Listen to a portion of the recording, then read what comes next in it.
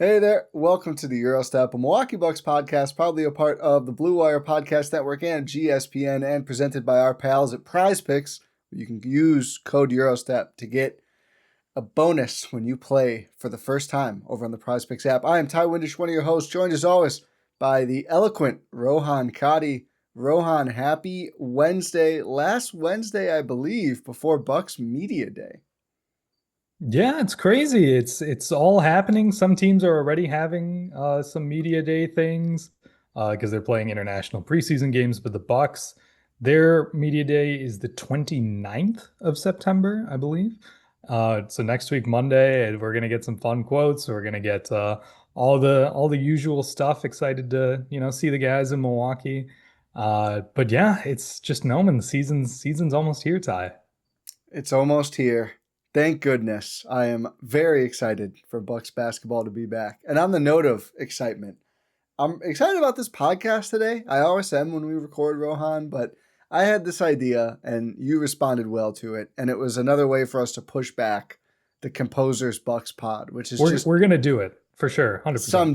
someday. It's going to become, it's the Matt Damon Kimmel bit at this point. But not the Kimmel reference I bet people probably potentially expected on a pod today, but that's all we're doing.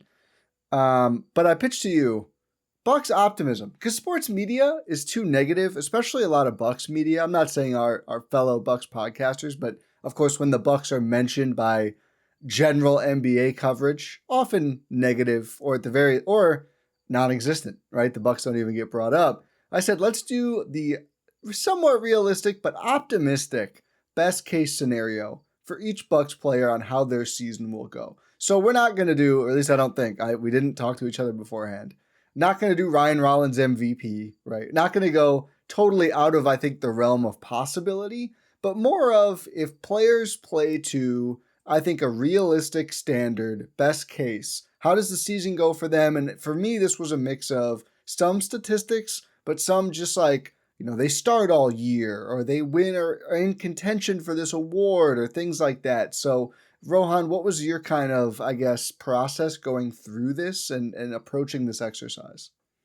Yeah, I had a very similar thought process. We're not going to be sitting here predicting stats or anything like Yeah.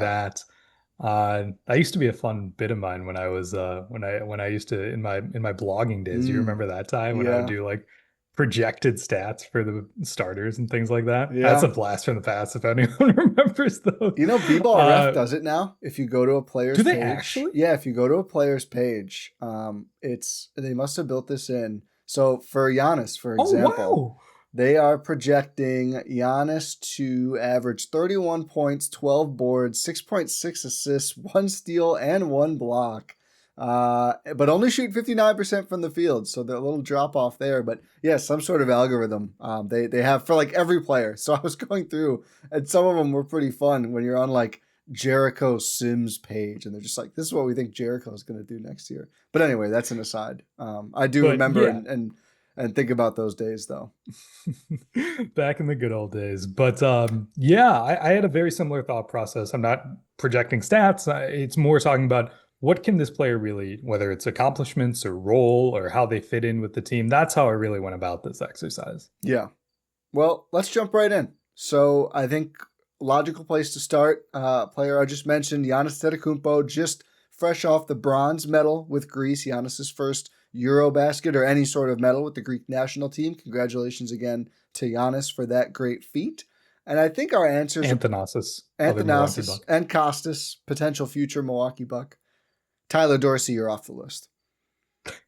I think our Giannis best case optimistic scenarios are going to be pretty similar. The MVP award, MV3 for Giannis. I do have some stats, so here's a couple that I'll throw at you. Okay. Another 30 point per game, 60% from the field season, which would be three in a row, I believe, for Giannis, which no player's ever done that besides him, I think. So Nope. continuing some history there. No one's ever done that in general, and he's done it 2 seasons in a row. Right. No one besides him. Right. No Yeah. one's ever done it three times in a row. No one had ever done it at all before he started doing it. And then the other thing I put on here, and I don't know about this one, 7 assists per game. So interestingly enough, Giannis's best assist seasons came the last 2 years with Dame, but 6.5 assists per game in each of those seasons. He's talked about wanting to be more of a ball handling big, kind of in the Jokic mold. So let's just see if he can crack that 7 mark. And then here's the last one. I don't think all of these things will happen. I mean, I think you got to put Defensive Player of the Year on the table. We think the Bucks will be better defensively than offensively. Giannis has only won one of these. That said, I think if Victor Wembanyama gets to, 60, 65 games, he's going to average like 7 stocks and it'll be all his. But put that down as well. It's interesting you went that route because honestly, and maybe I'm just kind of, I don't know, negative or cynical. Yeah. I don't think we're going to get another Giannis DPOY. I'd be surprised. That's right. That's the one I'm the shakiest about out of everything I said. He's definitely not playing to the level he was 5 years ago when he first won the award. It's just not there, and especially with what he's going to have to do offensively, I kind of think that's a little unrealistic. I'm crossing it off. I had it with a question mark. No. You don't have to sell. You don't have to sell me. I'm crossing it off. You're 100% right. I think the 7 assists per game mark is actually a pretty good mark because 6.5 is previous career high. If he is doing that, and I think he's going to have to, quite frankly, I don't think it's to be expected that he's going to be playing like elite defense, totally especially because you kind of have you have a fast, little bit more switchable big relative to what you had prior in Myles Turner. It's just I don't really see that happening. Totally. Sorry, Ty. No. I'm glad that you called me out. Is there anything else you had down for Giannis in addition to all my stuff? biggest thing for Giannis was that he reasserts himself as the best player in the world. That's what I got. Whether it's MVP or not, that will tends to lend itself towards an MVP. But given the cast of characters around him, as we're going to get to, given his desire and hunger, and given the role that he's going to need to play this season for the Bucks, just being a complete offensive engine, I think that he has a real chance to just put up the most gaudy numbers we've ever seen from Giannis. Yeah. Ever. Could be 32, 12, and 7 on 60% shooting, which is absolutely absurd. Yeah. And above average defense. I don't think he's going to be a bad defender. Right. I think it's just he's not going to win Defensive Player of the Year. That's a good call. I think they'll be better defensively, but I do think he'll be a part of it, but I don't think he'll be the number one reason. So yeah, I think that's fair. But yeah, reasserting his dominance. He's never fallen below top 3 in consensus rankings, but I'm not even going to touch that ESPN rank or whatever. Oh yeah. There's only going to be 2 Bucks in the top 100, right? Yeah. Have they done the top? Is the Giannis part of it out yet? Giannis is not out yet, but I think Myles Turner was 68th or something. Yeah. Something like that. I could also be completely wrong. I thought Big Bob would get in the top 100. I thought he would be the 3rd one, actually, which maybe is controversial. I don't think so.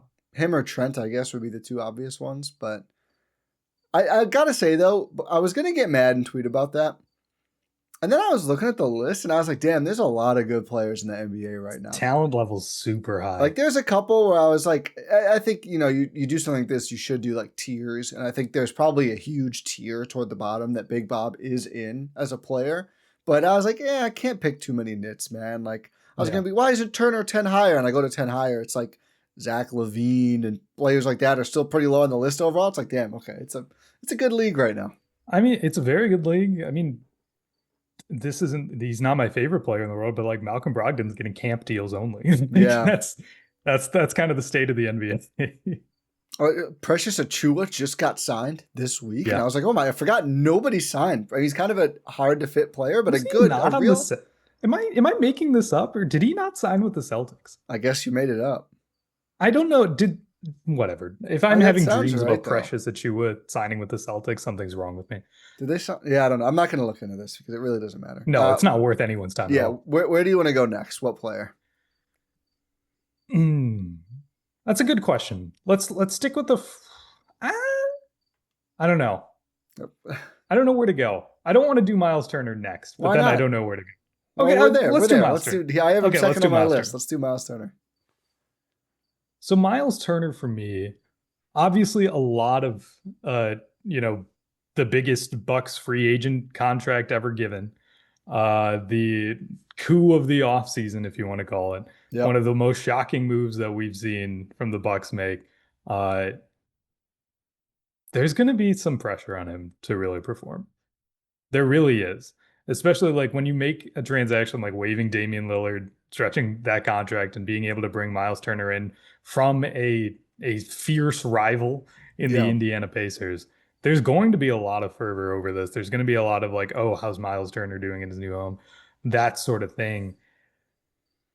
Best case scenario, best case scenario. Well, here I'll say it this way: Myles Turner has never really been in a situation like this before. He's never been asked to be really the second best player on his team, where he is going to be asked to do that now. Whether that is like manifests itself in terms of an offensive output or anything like that, I'm unsure. What I do expect, and I'm very optimistic about, is him anchoring one of the best defenses in the league. Mm. So here's my defensive player of the year tie Oh, there in it Myles is. Turner. There it is. A player who has got finished top 10 in that award twice. Not coincidentally, both of those years he did lead the NBA in blocks per game, 2.7 in 18-19 and 3.4 blocks per game in 2021. That was a shortened season, I believe, but that's a And monstrous he only number. played 47 games. Yeah, but still a monstrous number, and 2.8 blocks per game the year after. I think that has kind of gone away with the Halliburton era. They've been running more. He's not been under the basket as much. I will say, though, to your point about the second best player thing, he was kind of close that first Halliburton year. Myles Turner, 3 years ago, 22-23, averaged 18 points and 7.5 rebounds per game. And something that stood out to me when I was looking at his stuff and Bobby Portis' stuff, you know, Big Bob has never averaged 15 points per game in a season. Huh. Isn't it funny that, is it just me, or do you also, I think about Big Bob, I think scoring big. I think about Myles Turner, I think not really a scorer. Turner hasn't averaged below 15 points per game for the last 3 years. He plays a bit more, and he's a full-time starter and everything, but I kind of had a weird moment of perception of like, I would not have expected those numbers to be that way. I had to make sure I wasn't on per 36 or something. I like the DPOY for Turner. I didn't write that down. I did have All-Star on here, which I would probably be, I think if he's going to win DPOY, there's a pretty good, All-Star is probably more modest than that. But I put second leading scorer / All-Star, because I think if we're right and the Bucks are pretty good, there's a solid chance they might get one more guy in. I think they'd have an opportunity to, at least in the East, with a couple of major stars hurt and not playing in games this year. And I do think it may just default to either Turner, if his defense is great, and or the second leading scorer on the team. And if he averages like 17 points per game, I think he's got a pretty good shot to be the second leading scorer of this team. It's a little different with the front court, overload of players and everything. But I could totally see him having a year where he's at like 2.5 blocks or more, which helps for the DPOY. The Bucks defense is really good. And he's averaging like 17-7 on efficient shooting from 2 and 3. Like, I think that's very possible. DPOY, I definitely think is stressing the best case part of the optimistic, but I do think it's possible because he probably would be the player you single out if the Bucks are like the fifth defense. It's like, oh, it's because Myles Turner came in here and changed what they can do defensively. Yeah, and if not DPOY, maybe I'll modify it and say maybe not DPOY, but all defense. Something that he's never met. I have gets one all defense vote down for somebody else. You're not going to believe who, but we'll get there later. My old Wes Matthews thing. We'll see. It's my old Wes Matthews thing. I know who it is already, and I'm already mad about it. Well, let's finish on Turner, then I'll have you guess. But do you have anything else? Do you think second leading scorer is out of bounds for Turner? Second leading scorer I have for someone else, actually. I have it for like 3 guys. Because I think, again, we're talking about, it's not everyone's realistic. Yeah, they're not unique. They're not going to cancel each other out. I think Turner is a more live option for it than people probably, than the general consensus has been. Even then we've talked about. I think we've been like, yeah, it'll probably be Gary Trent, even though if Turner's more important. You look at the numbers, Turner scores points, man. He does. He really does. Like it's not out of the realm of possibility, and I think it's definitely a likely scenario. He's probably one of three guys who can really do it, maybe. I think so. And I think I'm glad you called this out because he is going to have a significant offensive. He's going to have a lot of shots available to him. I'll say that. Yeah. There's going to be shots to go around on this Bucks team, and some of them are going to go to Myles Turner. And it's going to be a little tricky. I'm still trying to think about how this offense is really going to fit together. So I'm just waiting to see like what they start to go with. But I mean, why not? He's going to get a lot of opportunity. Yeah. Yeah, I think he's going to be featured too. Who do you think I wrote down one all defense vote? It's Kuzma. It is Kuzma. Let's go to Kyle Kuzma. Let's switch it up. I can't believe you nailed that because I have another player with defensive accolades. Can I go through my logic for that? Yeah. So Ty, I like to think I know you pretty well. That's fair to say. We do talk a lot. We do. My logic here is that if you're going for most optimistic scenario for how Kyle Kuzma can fit in on this team, it's going to be him really, really becoming a solid perimeter defender on this team. And then if he really locks in on that role, kind of becomes like a 3-and-D kind of guy. And if he's really focused on the defensive end, they're going to reward him with saying, hey, it's going to get an all defense vote. Yeah, I think his league-wide reputation is so bad that I couldn't put him making an all-defense team, even in my like realistic best case. Even if he really worked his ass off and was their like starts at the 3 and is their best wing defender, I just don't see a world where they put him on the team. And again, I don't really think that happens. There's a lot of good defenders in the league. There's a lot of really good it's really difficult. Yeah, but like. I think for best case, like optimist pod, Kyle Kuzma, he's their second option offensively. He's had 20 point per game scoring seasons in the league. They need shots right now. I don't even think he'd score that much because I think those are bad teams where he's just kind of putting up a lot of shots. But like, this is a realistic stat line based on his career to date. Like Lakers' career too. So like when he wasn't, again, the number one option. 16 points, 6.5 rebounds, 4 assists per game. Like probably second or third in assists as well. And taking top assignments. Like his best case, he's starting and he's averaging, I think, around like 16, 5, and 5. Probably not 5 assists.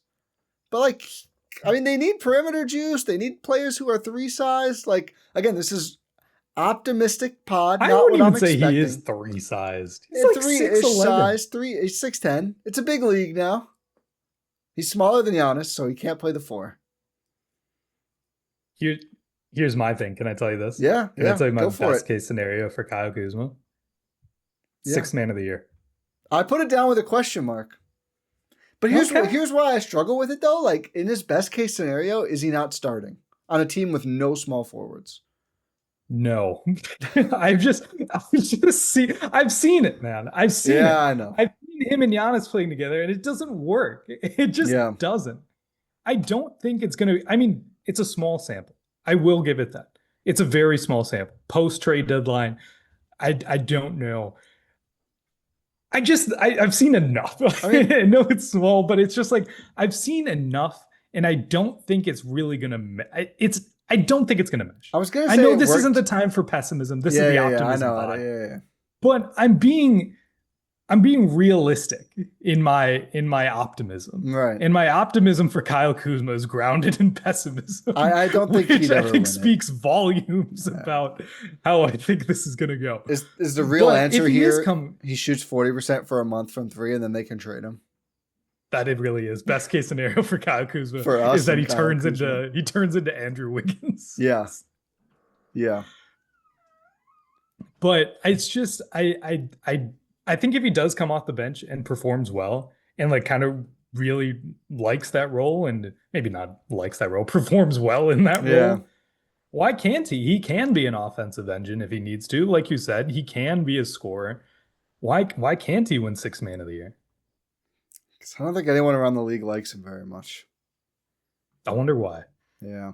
You know what we do like is our friends at PrizePicks, the #1 daily fantasy sports platform anywhere and everywhere. And like I mentioned up top, you can use code Eurostep or click the link in our description on audio platforms or on YouTube. Amen. Use that code Eurostep. And then when you sign up and play your first $5 lineup on PrizePicks, you then get $50 in lineups. So you can play more PrizePicks on us, whether you win or whether you lose. And it is an exciting time on PrizePicks right now with baseball going into the, final stretch run here before the playoffs, which will also be very fun. Women's basketball is in playoff mode as well. And of course, football has started up, and Football Sunday with PrizePicks is elite. Rohan, I know you wanted to share one of your wins lately as you're currently riding a PrizePicks heater. Oh yeah. 100%. So unfortunately, our team didn't really win. Rough Sunday from that perspective. Yes. However, did you win? However, I did. Nice. I did. So here's you want to hear the pick, Ty? I do. Let's go with this. Jaden Reed, unfortunately sidelined with a broken collarbone. Injury insurance, well soon, though. man. Yeah. However, that's why I'm thinking Matthew Golden was going to get some more. Was going to get some more reps. So the projection was 2.5 receptions. Got 4. Nice. Easy. Jordan Love. Seen better games. Yeah. However, I saw the projection was 5.5 rushing yards, and I was like, come on. Ended with 18. Nice. There was the running back Judkins for Cleveland. Yep. And signed that contract, got everything taken care of.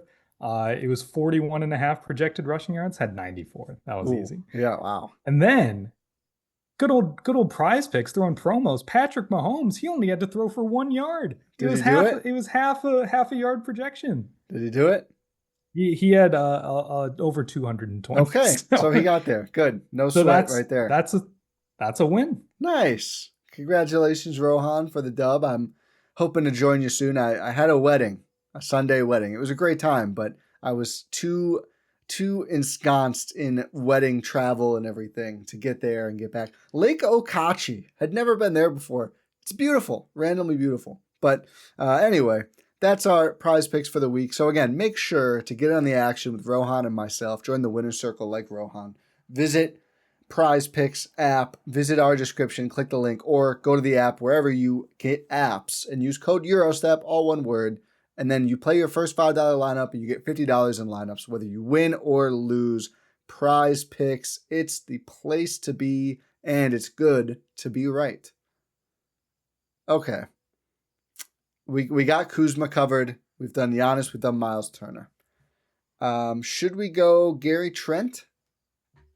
Yeah, let's do Gary. He's who I was going to say is the Bucks' second leading scorer. Yeah. I think he really needs to cook. He really needs to take that offensive talent that he has, be a solid scorer. Do I expect him to go off like he did in the last couple of games of the postseason for the Bucks? No, I don't expect that at all. But can he perform well? Can he shoot the ball well? Can he be a solid 3-point shooter? Can he do some off the dribble stuff? I think so. I agree. I had on here, and I'm looking it up now to see if it was, I think it would be a first for him. Yeah, 20 point per game scorer for the first time in his career. He's been at 18 in the past with Toronto. And I don't even know, that's the best case for him. I think in an optimal Bucks sense, he's probably more like high teens than 20. But hey, maybe he does take that performance, gets that new contract, very modest contract. Thank you, Gary Trent Jr. From the Bucks. And says, you know what? I'm going to be the perimeter scorer. I'm going to be the Damian Lillard step in that, the narrative is the Bucks just don't have that player. And I don't think he's going to score as much as Dame did, but that wouldn't be that much less if he does cross the 20-point threshold. I also had All-Star here. And again, the logic is like, if the Bucks win 50 games and it's like, well, they're good enough to have more than one. And you look at it and it's like, well, Gary Trent Jr. came in and is scoring almost as much as Dame. The assists aren't close, but hey, he's scoring as much as Dame. He's got a shot. Another thing I wrote down for him and another player that I'm sure you'll be able to guess. Make the Bucks record for threes made in a season. So if you average 3 made per game. I wonder who the other one could be. I wonder who. If you average 3 made in a game and play 80 games, you would smash it. I did the math. And what they're saying is true, John Horst and Doc Rivers about we want to be small, we want to play up tempo, we want to shoot more threes. I think it's totally possible. Trent made 2.4 threes per game with the Bucks this past season, but only started 9 games and played less than 26 minutes per game. He does have a 3 threes per game made season with Toronto, but he only played 70 games that year. So that's my thing. I think just an absolute sniper. I don't think his game is going to develop in new ways, right? Like, I don't think he's going to average 5 assists. He's been at like 2 his whole career. But I do think he can go out here and get buckets. Yeah, he is. But I think we know who he is as a player. I don't think he's going to become a point guard, but I do think he's going to light it up for Milwaukee. Yeah, I think it's a necessity for the Bucks this season. It's not just like it's not optimism. It's kind of a requirement for this team to really be successful. Is a really good offensive output from Gary Trent Jr. And he really hasn't given us a reason not to expect a good offensive output. That's just like, he's been a consistent player. He really has. If you look at his month-over-month splits, because I was like, oh, how rough was it? And after that first, I think just October, his 3-point percentage like never really dipped below, I want to say like 38% every single month. Like he was just a bucket the whole season after like the first 10 games or whatever that were a mess from the Bucks for a lot of reasons. And he had the back issue, I believe. So yeah, I agree. I think he's going to step in and really thrive now that the things are simpler for the Bucks now. I mean, they less firepower, but there's no question on like, oh, is it Dame doing this? Is it Giannis doing this? We all know, I think you have questions on exactly what it looks like, but it's the Giannis-centric show with stuff happening around it. I think that's a good fit for Gary Trent Jr. Absolutely. Absolutely. Really good player to pair next to Giannis. Yeah. Still feel that way. 100%. Should we do KPJ now? Yeah, just going through projected starters. Yeah, this is the last player I put the All-Star nod on for best case. Really? Season. Yeah. Really? That's shocking to me. That's the last, or that I gave it to him? That you gave it to him. Let me give you a random total, just numbers here. But what if they're a good team and he averaged 19 points, 5 rebounds, 5 assists, a steal and a half, shot 50% from 2 and 36% from 3? I'd say wake up. That's his exact line with the Rockets, his best career season. So he has done that before. The team wasn't as good. The team wasn't as good. But if we're talking about realist, like optimistic, a thing he's done before, he hasn't been an all-star, but the numbers, I think, qualify. And if he does that, and he's their second leading scorer, 20 points per game on a good team, good pick and roll chemistry with Giannis, I think he could do it. I think he's the last guy. Him, Trent, Turner. Taking 15 shots a game that season. They don't have a lot of guys who are lining up to shoot a bunch of them right now. That's almost double what he did with the Bucks last season. Well, what is it per minute though? That's my now I'm asking you to do math. I know that's evil. Why are you asking me to do math, Ty? I'm going to per 36 here. It was what was that? Was that 22 or 23? 22-23. So that's 15 shots in 34.3 minutes. That's 0.43 shots per minute. He was 14.7 per 36 as a Buck last year. Versus, okay, he averaged more shots per minute with the Rockets than he did with the Bucks. But it was close. He's been between 13 and 15.8 every season of his career. He was 14.7 as a Buck, but I would guess it went up when he played without Dame. I would assume so. I don't know, man. I don't see it. I personally don't think he's going to be a starter for a lot of the season. His optimistic best case, though. Yeah, okay. I've had this cheeky bit in mind for weeks, by the way, where I spring this on you and the numbers, so I apologize for doing it, but I was like, this is too good of a bit. No, it is. It is. That was a good bit. Thank you. I guess if you're saying best case scenario, yeah, that is within the realm of possibility, right? It is. I just think that Rockets team was doing nothing and did not have a Giannis on their team, to really do anything else. Last season, per 36, he was 21, 7, and 6.7 assists per 36 minutes on the Bucks. On that season where he averaged that stat line for the Rockets. Yeah. The leading scorer was Jalen Green. I know they were bad. 21, 7, and 6 per 36 on the Bucks last year. So if he plays but also 32 minutes per game. However, we did say that was kind of lightning in a bottle, and we saw that in the playoffs. Yeah, I agree. I mean, he was more, what was he per 36 in the playoffs? It was 13, 4, and 6. So certainly down quite a bit from there. But again, this is best optimistic. It season. Is optimistic. I'm being too pessimistic on the optimistic podcast. I know. Yeah.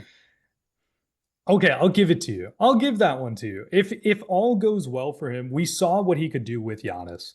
We saw that he was able to put up gaudy production numbers with the Bucks. If that continues, and we've seen it in stretches, yeah, absolutely. He could be an all-star. Well, and the way they want him to play, maybe it's more like 16, 5, and 7, right? Because they want him to play more like a point guard and distribute and not, just pound the air out of the ball. So maybe it's less scoring, but even more assists. I mean, there's point guard role here. And I think the conversation is framed too much as like 3 guys battling for 2 spots. How does that work? I think one of them could grab it. And I'm a huge Rollins fan, but I think he's more of a combo guard. Porter Jr. is the only one here who I think has really had a big production season as an actual number one. Not a number one option, but at the point guard position. Yeah. Cole Anthony had one decent assist season, but yeah, I think that's fair. It's weird. It's hard to contextualize what stuff will look like on the Bucks next year because the pecking order is just totally undefined. So it's up for grabs. On the one hand, it's like, he's not going to average what he did on that Houston team that was terrible. And while they were terrible, I'm sure Jalen Green shot a bunch too. Maybe on the order of shots a game. On the order of what Giannis will do per game, possessions wise, probably a little less with the free throws. But and after that, it's Turner will shoot some, Bobby will shoot some. The shooters like Trent, we just said could average 20, but it's not like Dame where it's Trent is always going to shoot X times per game. So it's going to be really fascinating to see people will really overreact to the first month of this season, even the first week of this season. But when we're in February, looking back and seeing how things filled in, it's going to be fascinating. Yeah, I think it really will be. Honestly, I think this is going to be a team where it's going to be different guys in different stretches. Yeah, I feel like. Yeah, I think so. Which is good. You need talent. Talent wins in this league. That is very true. Okay, now that we've gone through the projected starters, where do we want to start on the bench? Well, we have a starter. Well, I don't project Kuzma to start. I think he's going to at first. I think AJ Green's going to start. Really? Okay. The yet to be extended AJ Green. Yet to be extended. If he's not in Toronto or somewhere, I think he's going to start. I hope so. I really do. They just keep saying it, Rohan. They keep saying we want to shoot, we want to be small, we want to lean into what worked. And if you're talking about what worked, he was in the lineup that worked. So I did have full-time starter here for AJ. It's AJ Green's birthday on Saturday. I know what would be a great birthday present is a nice multi-year contract extension. I agree. Full-time starter.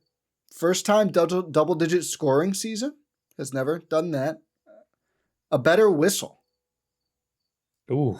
On defense. Yeah, best case scenario is he gets an actual defensive reputation in a good way. In a positive defensive reputation. And I'm not putting down the all defense vote. I just don't think that's happening. But just let him be a little physical. Let him be a little physical. Let him play. Yeah.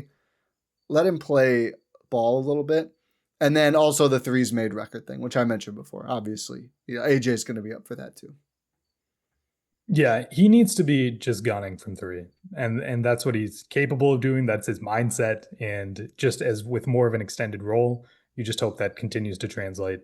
And I think there's no shot. He is one of the most perfect fits that Giannis has ever had alongside him as sort of as a shooter.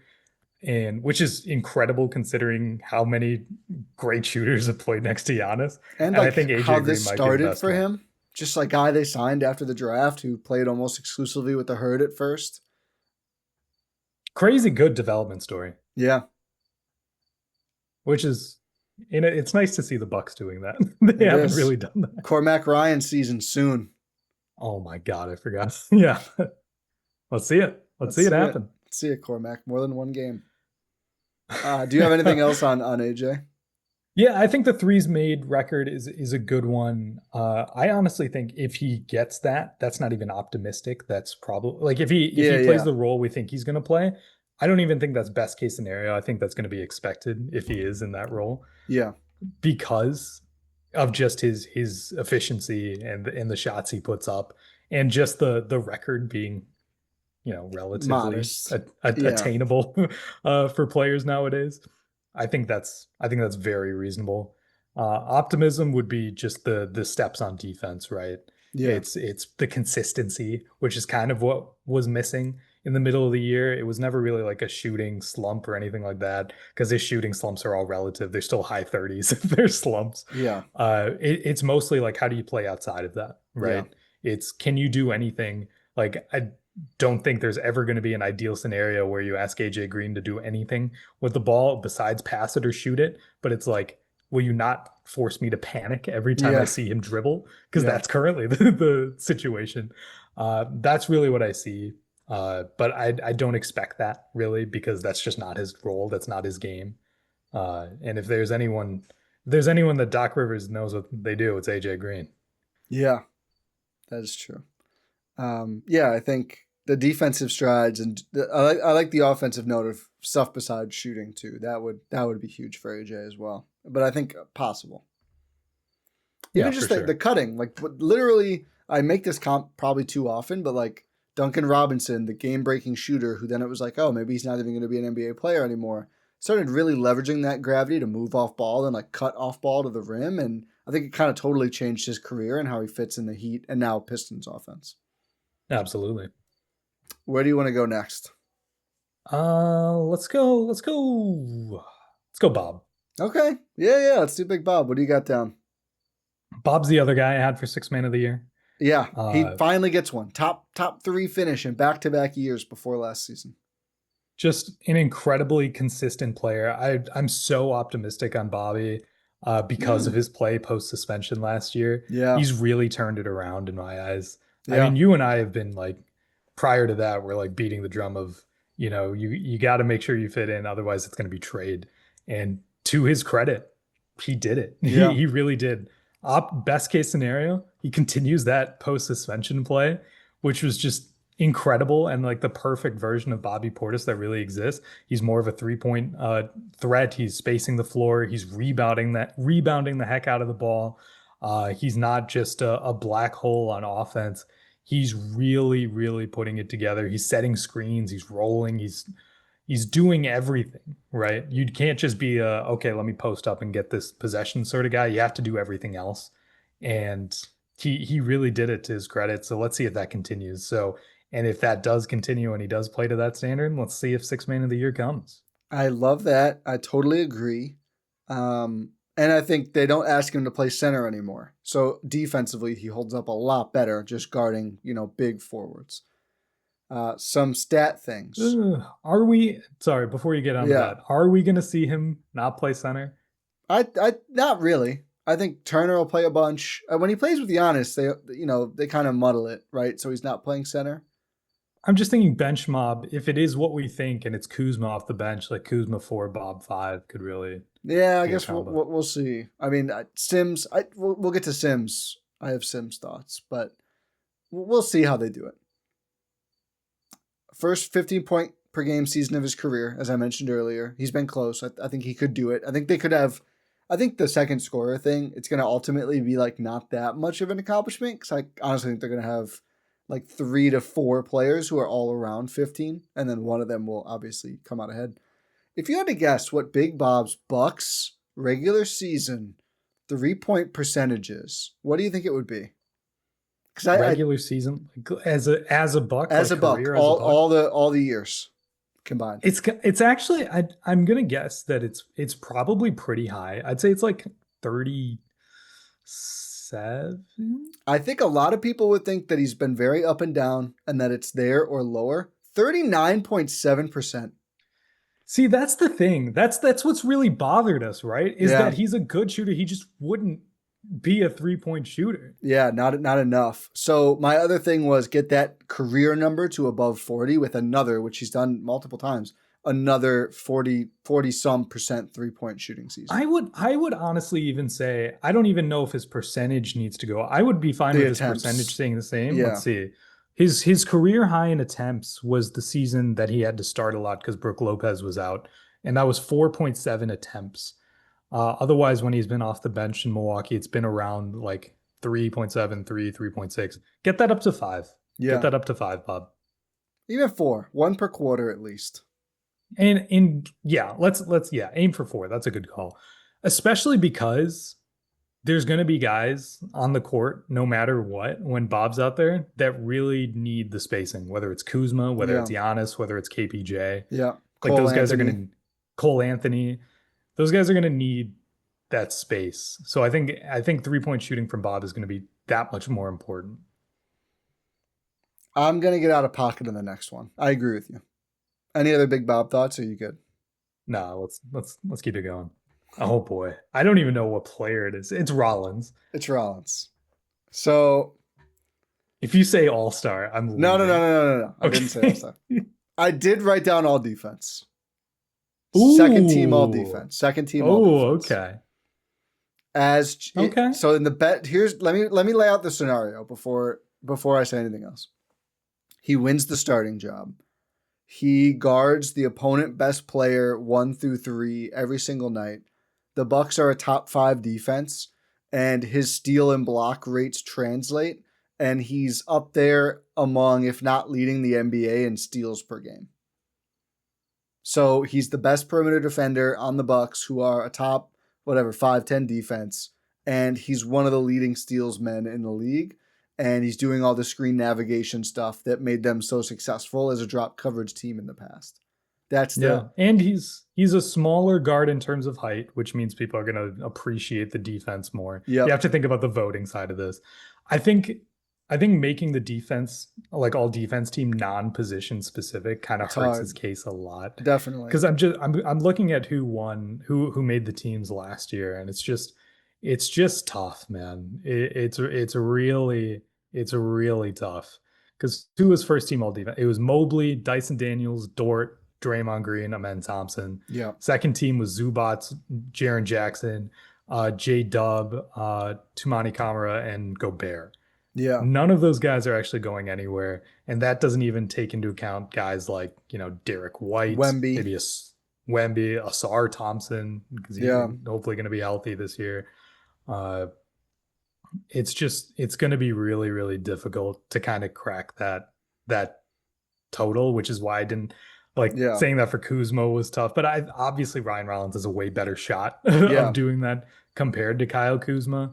SGA got a second place DPOY vote last year. I already mentioned Derek White. Bam, he's going to get some play. Yeah. It's going to be hard. Turner, he's going to be battling some teammates maybe in the best case scenario. Yeah. It's going to be really tough. However, if there's a Bucks guard who can really do that, it's him. Yeah. Right.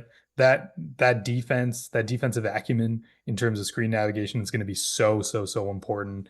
The reach he has such a deceptively long reach, right? 6'9" or 10 wingspan, I believe, with the 6'2" height. It really surprises you. Yeah. And like you said, best case scenario, he wins that starting job, which I do think is a real possibility for him and probably ideal for the Bucks. If he plays well, just that off-ball guard who can handle as well and space the floor and play defense. What else can you ask for outside for a Giannis point guard, really? Yeah, he basically becomes Andrew Nembhard. I was gonna say a completely different guy. I was gonna say, can he become Super Deli? Oh God, no! I'm gonna stick with Nembhard. I don't want to invoke Deli with him ever. No, I'm glad you said Nembhard because I was like, dang, that's a much better. Yeah. For the season last year, he averaged 6 points, 2 rebounds, 2 assists. As a starter, he averaged 10 points, 3 rebounds, 3 assists, and shot 48% from the field, 45% from 3, 85% from free throw. The last thing I wrote down, and then I crossed it off, and then I thought about it, and I kept it crossed off, but I'm going to say it anyway because there is a precedent. Most improved player. Given the slash line, again, the total slash line is 6.22. So let's say he wins the job, and the rest of my scenario plays out. He's at, I don't know, 12 to 13, maybe a little more points per game, like probably 4 to 5 rebounds and assists per game, really good 3-point shooting, up there in like top 5 in steals per game. Dyson Daniels just won it on a pretty similar trajectory.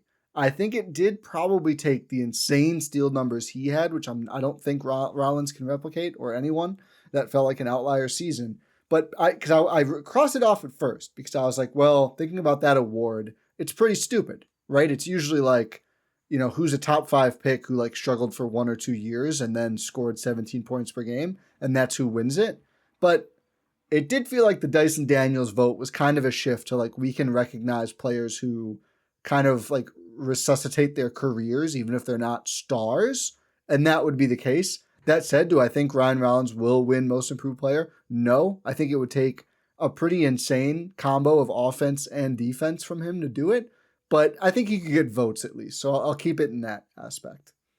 Yeah, I think getting a vote for most improved player or being like top 10, maybe top 10's too low, but maybe top like 5. top 5. I mean, it's about the turnaround, right? Like this was a guy who was pretty much out of the league to start last season. And for the year, only last year averaged, again, 6 points, 2 rebounds, 2 assists is almost nothing. He did start a lot of games, but the numbers weren't there. And if those numbers just double and he's like a starter on a good team, I just think he'll get some consideration. Yeah, I hope so. Best case scenario. All right, who do you have left that you feel strongest about? We're running out of those at this point. Strongest about, let's see, Cole Anthony. Yeah, let's do Cole. Cole Anthony. I think best case scenario, like realistic optimism for him, is that he cements himself in the rotation. Oh, I have a little more. I have a little more than that, but not what you'd probably think. Interesting. It's just like it's going to be tough for him. I do think it's up for grabs. Like that, the entire point guard rotation is up for grabs. Is there a scenario where he starts games? I think so. Is it a likely one? No, but I think there's a shot that he could start some games for this team. Whether that be at the 1 or the 2 or whatever, we'll see. Do I think he's going to win the full-time starting point guard job? No. Do I think he's going to win the full-time starting 2 guard job? No. No, definitely not. Do I think that he could be a fixture in the Bucks rotation? I think he could. He could really play himself into that. Just being an explosive athlete, the Bucks need that. They need defense. They need some rim pressure, and that's what he brings. So my best case here, I said anchors bench with Bobby Portis. This becomes the Bucks version of, and I've done the McConnell comp with Cole Anthony, but I'll give you another one. I don't think they're similar as players, all the guys here, but it becomes like their version of the Clippers thing when they had Lou Will and Montrezl Harrell of just like, okay, we can sit all of our starters, put in like those 2 guys and like whatever 2-way players, Prince, who we'll talk about, Sims, whatever, doesn't really matter. And like they're just going to go and like keep the scoreboard moving. So even if everything drops off with Giannis out, those guys can get buckets. They develop some pick and roll chemistry. They play off of each other. Cole Anthony, a real point guard. He's, had 4 to plus assist seasons in his past. And they can just kind of combo and it works out well for the Bucks. So you're like, that's like your bench mob base now of like, okay, we're bringing in Cole and Bob and they're going to keep things moving. The other stuff I wrote down, career high 3-point percentage, 38%, I think totally doable. Orlando is an offensive wasteland. I think he can shoot. And then this was the most fun thing I wrote down.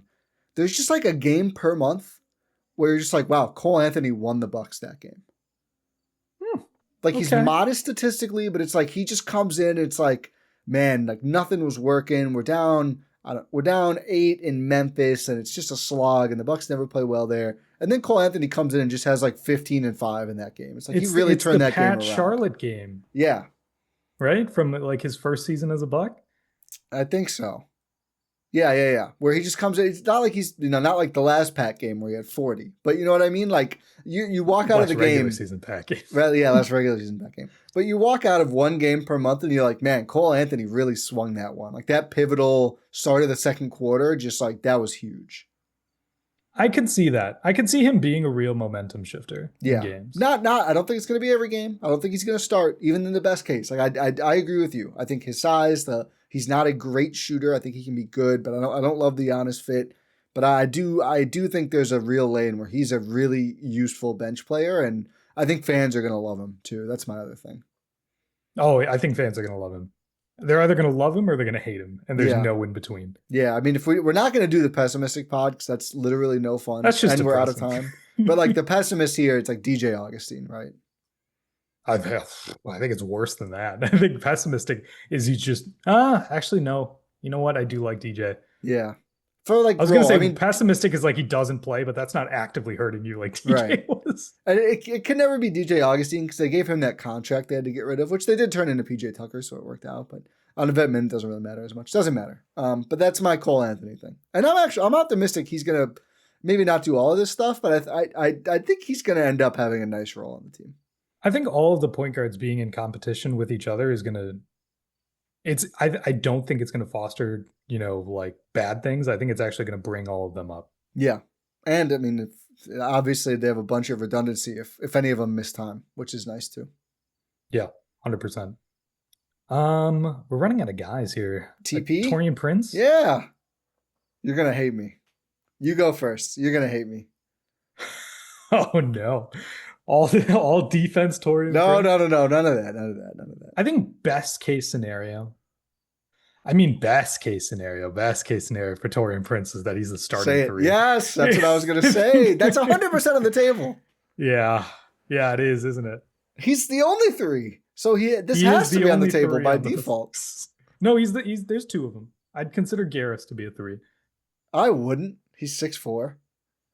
Yeah, but I think at this point he's more of a three than a two. I suppose. We'll get to Garris. I have a Garris thing written down. Gary Harris, by the way. Yeah, Gary Harris, sorry. I'll never forget the boss man comment on the YouTube. Yeah, it's a good call. We just kept calling him Boss Man. It's Jay Crowder, and someone goes, I had no idea who Boss Man was. You guys didn't say his name until the end of the podcast. So that's just burned. It's a good broadcast thing to, if you're going to use a nickname, you have to like intro it with the player name first so people know. It's a good practice. Yeah. It's like, when you're writing a report or something, you have to define the thing in the parentheses in the first time you use it. Yeah. But with Taurean Prince, I mean, how far are we from him removed from him being the starting two guard for this team? Yeah, I mean, like, all year pretty much. He started 73 games. Yeah, so it felt crazy to say, but like it's like he was a full-time starter and they brought him back. Here's the thing. There were two halves to the season for Taurean Prince. Yeah. First season he was the starting three pre-trade deadline, and he was a lights out shooter playing solid defense, and it worked. And then Kyle Kuzma came and everything sucked, just in general. And his role kind of shifted. He kept in the starting lineup for some reason, and he's out here chasing guards around screens, and I'm just losing all of my whatever sanity is left, which isn't much at this point. And it's just bad. Right? Yeah.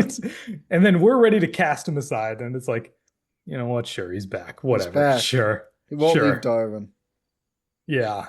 That scares me a little bit. It's like, hey, no. Gary, AJ, they don't need to start. We're starting TP. We got TP, NBA Cup TP champ. at the 2.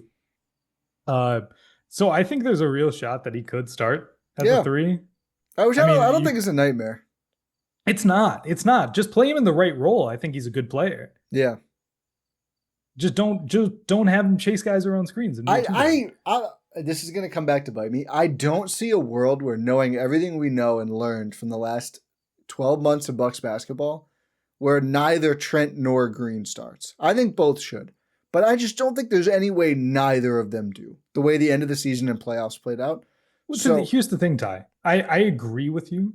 I think there's no rational way that that happens.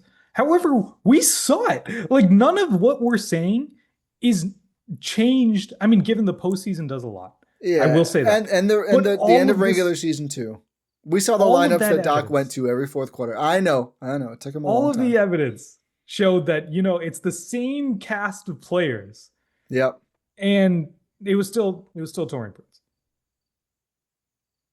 And Until the end of until later in the series when it was too late. But it was changed. It took them being down 3-1 for them to way not too long. start Taurean Prince and Kyle Kuzma. I'm not arguing. Or 2-1. They made those in waves. Yeah.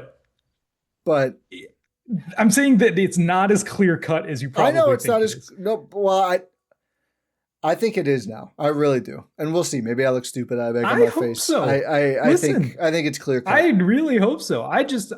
Doc Rivers coaches this basketball. What is it that Nakai says? Like you're on film. We can watch the tape. There's film of what you did. We saw you. Yeah, we saw you. Like we all saw, and I know it's the trend right now to tell people they didn't see what they saw in this world, but we all evidence saw. That we talked about. It was not fake news.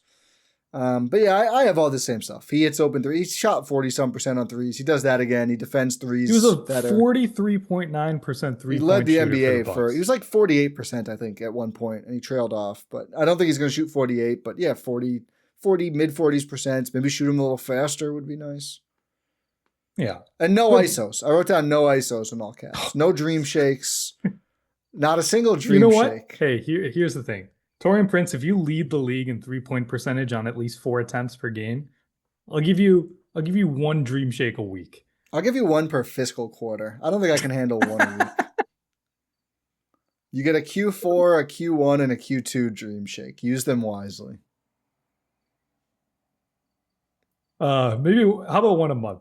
How about we compromise? We can compromise on one a month. One dream shake a month. And it's going to be so funny when he uses one on the 31st and then one on the 1st. Stack them up on us. February is the shortest month too, so he could get like 4 and 29 or 3 and 29 days on us. That would be hell. Jericho Sims. Yeah. I don't like the way I wrote this. I'm going to change. I'm not going to read what I wrote down. But he's in the actual rotation. So I put plays 82 games, which it's kind of the same. Like even if the minutes are really small some games, he always has some sort of a role. And again, this is best case for him, I think. So he's just like really in the rotation. So playing with Bob for at least some of the minutes with the bench mob. Career highs, which for him is averaging 5 points, 5 rebounds, and 1 whole block. And hits his first NBA 3-ball. I didn't want to do it, but I'm going to say, you know what? I'm going to give you. There's no shot that happens. He's taken 1 in his career, I think. Listen, I will never forget watching him warm up and those little push shots where I could block it if I was there. And it's like, no, watching that guy shoot a 3-pointer. He'll be open. There's probably whoever guards him needs to be benched. He's the one. He's ambidextrous, isn't he?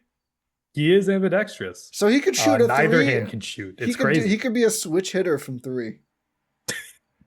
When he shoots a right corner 3, he shoots with his right hand, on his left with his left hand. Here's so the it's thing. Like closer. In order to prove that, we would need to see him shoot more than 1 3, which I don't think is happening. I think he's going to dabble in it. Actually, here's the scenario where I see it happening. Because now the NBA's changed the rules, so end of the quarter heaves don't count. This could be it. Yep. I could see him just launching a heave that goes in. Yeah. I will say it's more likely next season compared to seasons past, but I don't think it's anything due to Jericho Sims. I think it's purely because of that rule. I think he's going to dabble in it. I like Jericho Sims a lot. It's all stretch bigs. It's all stretch bigs. I think he's going to dabble in it. That's all. Do you have any other Sims thoughts? I think being like a member of the rotation, like a consistent member, is my best case scenario. And that's probably involves Kyle Kuzma not being on the basketball team, not being on the Bucks, because there's just not enough space at the 4-5. I mean, obviously he's only going to play the 5, but I think he's going to get some more time with Giannis because those lineups are just game wreckers. You know what? It's crazy that we have seen it. No, we've seen Brook, Bobby, Giannis lineups. Yeah, I think we're gonna see Bobby, Giannis, Turner, and I'm kind of excited, to be honest. That's an aside, but So I will say Giannis is going to be the small forward in those lineups. yeah, however you want to define it. Yeah, it doesn't really matter. But if I could see Sims being in there. Doc likes Sims. Yeah. And I think what we've seen from Sims has not been bad. No. Like, he's just been in small doses because you can't do that on a consistent level. And the Bucks just have so much front court talent that is kind of overloaded. But he has been good. He's a good switchable big. He's a vertical spacer. And, he plays just lights out defense. Him and Giannis are just game wreckers. Yeah. He's going to be a horizontal spacer and a vertical spacer, according to my prediction. I will put what's a not crazy amount. How about this? Not money. You get me a nice Jericho Sims card if he makes a real 3. I won't even count heaves. Okay. You're the card guy now. You source me. It's probably 85 cents on eBay. A nice Jericho Sims card. Yeah. And then when he becomes the next Brook Lopez, I'll profit on that. Yeah, let's make that happen. Let's do it. Do you have Gary Harris? Do you have anything else written down? I do. I didn't do the young guys, but I had Gary Harris. I had another player who's next. Okay. Who do you got? And that's the Giannis Antetokounmpo. Oh, of course. Of course. Okay. Here's the thing, Ty. Bucks don't have a lot of threes. Oh, boy. Oh, boy. What if there's a scenario in which he can take some of those 3 minutes? In sort of he could be the Jericho Sims of the wing. How about that? Where it's like you're not Jericho Sims of the wing. You're just getting a few minutes a game. You're just doing that. It's nothing consistent. You're probably not going to play every single game. I was going to say career high in dunks, but do you know Thanasis' career high in dunks in a season? Like 20? 29 dunks in 2021. That's amazing. We were so lucky and we didn't know it. Back-to-back seasons where TA made more than 24 dunks. Amazing. TA dunks 30 times, plays like 10 minutes a game, just fires up everybody. Yeah. The fact that he fell out of the rotation for Greece is kind of ruining it for me, but it's the Optimist pod, so sure. Yeah, why not? I'm not saying he's crazy, like he's a fixture in the rotation. I'm saying best case scenario is that he's a break class in case of emergency defender. Yeah. Okay, that's fair. He's not playing 82 games, but he comes in to set the tone. This is realistic. Okay. Okay. That's what I'm with you. I'm with you. And it's kind of the same. I think him and Gary Harris have kind of a similar. That's what I put for Gary Harris. They're a break class in case of emergency, sort of wing guy. I think Gary Harris could. I think his best case scenario, he turns back the clock and he actually plays most of the games. I think his best case scenario is that he teaches Andre Jackson Jr. how to shoot the basketball. That's our best case scenario. Is Ajax going to be on the team? That's it. I guess that's his best case scenario. Is make best the case team. Scenario for Ajax is he's a member of the Milwaukee Bucks. Make the team. I mean, for Ajax, for Tyler Smith, for Chris Livingston. Am I forgetting anyone? It's make the team. Amir Coffey. Make the team and play minutes. Make the team. Make the team and play any sort of minutes at all, and make the most of it, and then try to parlay that into a real role, I guess. But this team is pretty deep now, so all of those guys' realistic best case is show something in when guys are hurt or maybe even with the herd and maybe trades or injuries and then you get a shot later. The Rollins, it took Rollins a while. The Rollins pathway is the best case. None of these guys will play in game one. Yeah, best case scenario Tyler Smith and CL is you dominate with the herd. Yep. Where it's okay, we need to play this guy. Yeah. And it might be next year still. I mean, Rollins had a good year with the herd before he ever sniffed the Bucks. It was a partial year, but it takes time.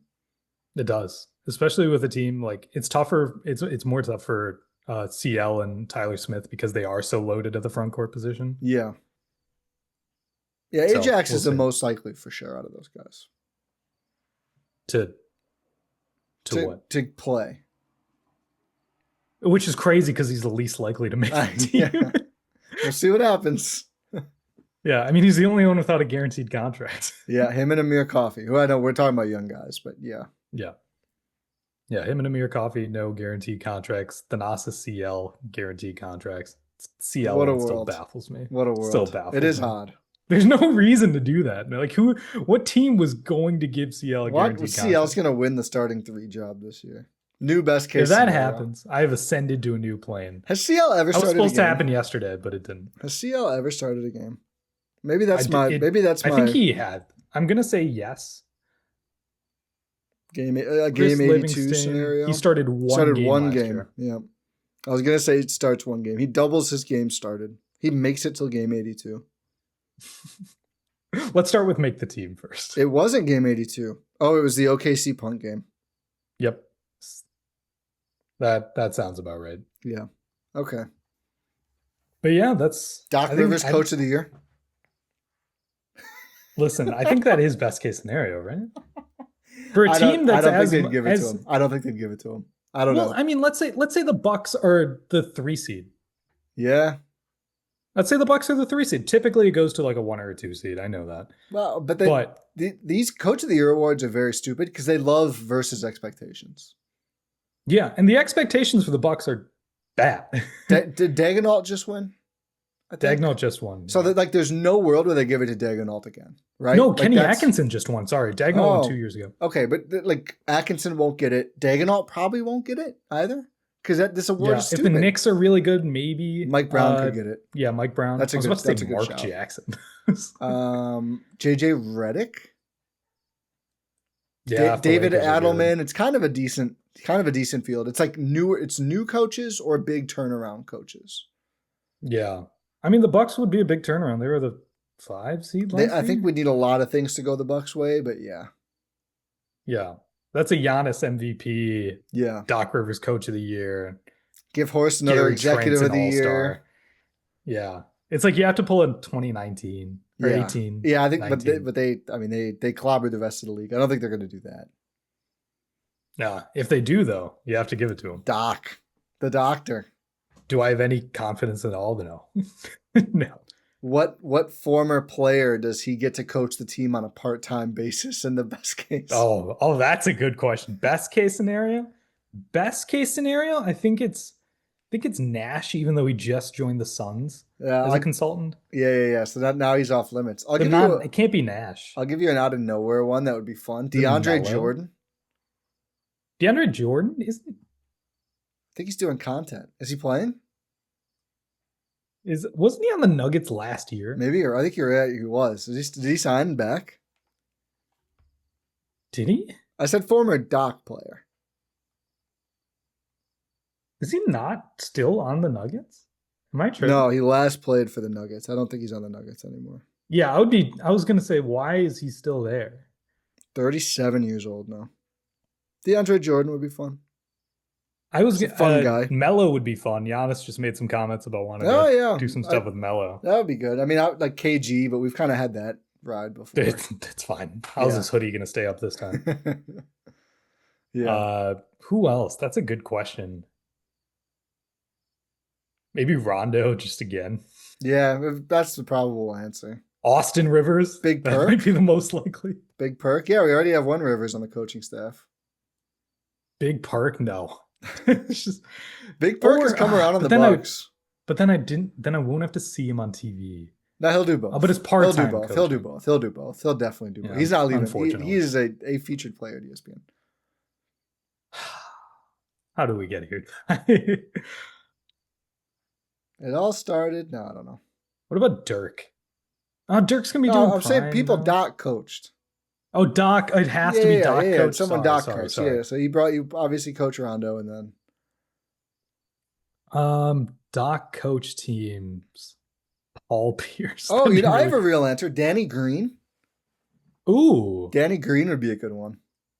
Get these Danny Green Sixers, I think. Yeah. You're not too far off from Ben Simmons. Oh wow, I thought you were gonna say Embiid. Yeah. I was about to say Embiid, but then I was that's really mean. So I'm going to say Ben Simmons. Yeah, Ben Simmons. Eric Gordon, even though they've re-signed him. Still playing for some reason. Kyle Lowry also re-signed for some reason. Shocking that they're really lowballing the hell out of Grimes. They just gave him his first contract offer yesterday. Shams Wait, really? I missed this. Yeah. What was the offer? It wasn't good. Oh. So it's First probably contract offer yesterday is tough. it's probably going to be. It's like Kuminga. It sounds like it's going to be qualifying offer or pay him more for 1 year, but he waives the no trade.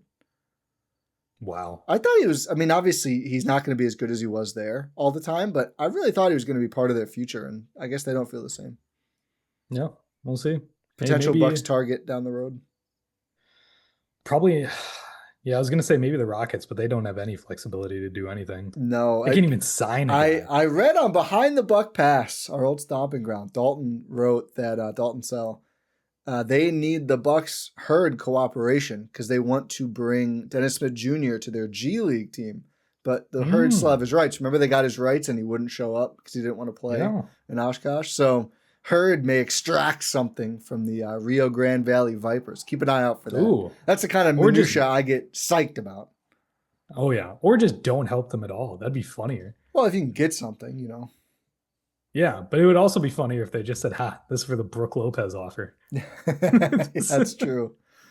Let's see. We'll take Amen Thompson for the rights to Dennis Smith Jr. You can't do that in trade, but you could probably get the G League rights to Amen Thompson. Yeah, all that's worth. I mean, they still have the rights for Sam Merrill, the returning player rights, don't they? Yeah, they acquired them last year. I spoke to Herd PR and I was like, why do they do that? And they were like, I don't know, but we got a ton of questions about it. People were so excited. We had to let them all down. Because it's like, this is a current member of the Cavs rotation. It's like, yeah, he's very much in their rotation. Just got a multi-year deal, I believe. So he will not report anytime soon. NBA champ, Sam Merrill. I did. We haven't talked about Kira Lewis Jr. is going to be a Herd player. That's a fun flyer. Yeah. Why not? Take as many flyers as you can. See what happens. My best case for him is he gets a two-way. Yeah.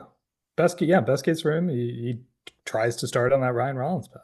Yeah. And the best case for the two ways is they get rotation minutes next season. I don't think it's coming for any of them this season. Yeah. It's going to be, can you play yourself into not being ignored? Yeah. For Mark Sears, it's like, can you get healthy before they move on? Because it's a business and, you got to play. But anyway, we don't need to. I think if anyone's still listening, I don't know if it's necessarily they didn't do Jamari Bouyer's best case. They didn't go in depth on Pete Nance? G League, like awards and playing next year is my answer. Yeah. How about best case scenario for the Herd is they make the postseason. So Ty can be there for a postseason game. Bad. Please, Wisconsin Herd. Kira Lewis, if you're listening. Frank Mason, come on over. Mark Sears. You could be you very literally could be Frank Mason. Yeah. Or Tyler Smith. Do something. Yeah. There'll be opportunity here for you. All of that to see. But I think this has been a fun optimism pod. I feel like I was maybe too pessimistic at times.